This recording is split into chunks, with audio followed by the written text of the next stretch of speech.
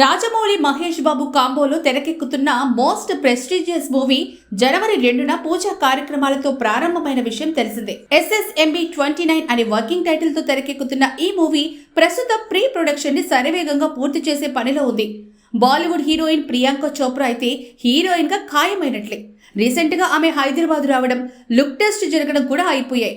Makers నుంచి ఈ విషయంపై అధికారిక ప్రకటన రావడమే మిగులుంది. తాజాగా రాజమౌళి సోషల్ మీడియాలో చూడ్డానికే భయాన్ని కలిగించేలా ఉన్న ఒక సింహం బోనులో ఉంటే రాజమౌళి ఆ సింహం ముందు నిలబడి పాస్పోర్ట్ ని చూపిస్తున్నాడు. దీంతో రాజమౌళి ఆ సింహాన్ని షూట్ కోసం లాక్ చేయడానికి వెళ్తున్నాడనే విషయం అర్థమైపోతుంది. ఈ వీడియోకి క్యాప్చర్ అనే క్యాప్షన్ కూడా ఉంచాడు.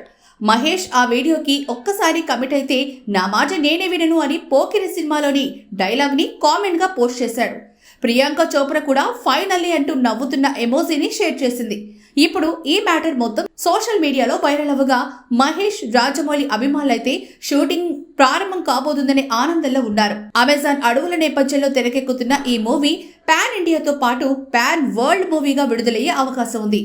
RRR తో ఆస్కార్ని గెలుచుకొని రాజమౌళి హాలీవుడ్ ప్రేక్షకుల్లో ప్రత్యేక గుర్తింపుని పొందాడు. పైగా విదేశీ నటులు కూడా మహేష్ మూవీలో కనిపించబోతున్నారు అనే వార్తలు కూడా వస్తున్నాయి.